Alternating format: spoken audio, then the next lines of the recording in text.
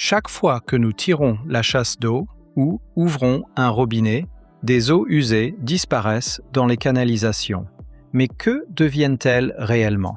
Dans une grande ville comme Shanghai, des millions de personnes produisent chaque jour d'énormes quantités d'eau usée.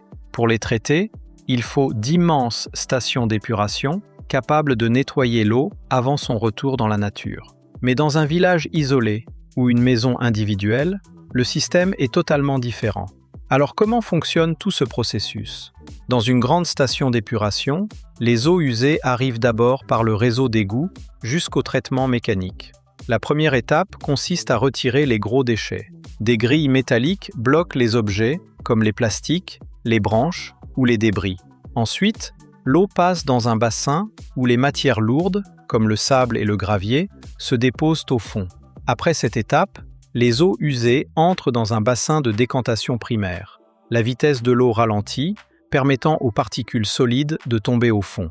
Les graisses et les matières légères remontent à la surface et sont retirées par des racleurs. À ce moment, une grande partie des déchets solides a déjà été éliminée. Mais le plus important se déroule dans le bassin biologique. Ici, des milliards de micro-organismes travaillent en permanence. Avec l'aide de l'oxygène injecté dans l'eau, ils décomposent les matières organiques polluantes.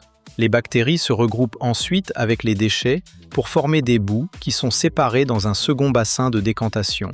Une partie de ces boues est recyclée pour continuer le traitement.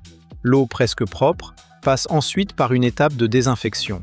Elle peut être traitée avec des rayons ultraviolets, du chlore ou d'autres procédés avancés. Dans certaines stations modernes, on ajoute aussi une filtration au sable ou au charbon actif pour éliminer les derniers polluants. Après toutes ces étapes, l'eau peut retourner dans les rivières et les lacs. Mais construire une immense station n'est pas toujours nécessaire. Dans les petites villes, les ingénieurs utilisent des systèmes plus compacts qui regroupent plusieurs étapes dans une seule installation.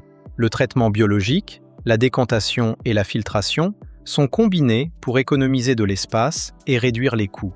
Dans les zones rurales, le plus grand défi n'est pas le nettoyage de l'eau, mais son transport. Les maisons sont souvent trop éloignées pour installer un grand réseau d'égouts. On utilise donc des stations d'épuration décentralisées, souvent enterrées. Elles traitent les eaux usées localement avant de les rejeter proprement dans l'environnement. Pour les habitations encore plus isolées, il existe des mini-stations individuelles. Tout le processus est concentré dans une cuve souterraine. Séparation des déchets, traitement biologique, apport d'oxygène, désinfection. À la surface, il ne reste presque rien de visible. Des immenses stations urbaines aux petits systèmes enterrés, le principe reste toujours le même. Transformer une eau sale et polluée en une eau suffisamment propre pour respecter les normes environnementales.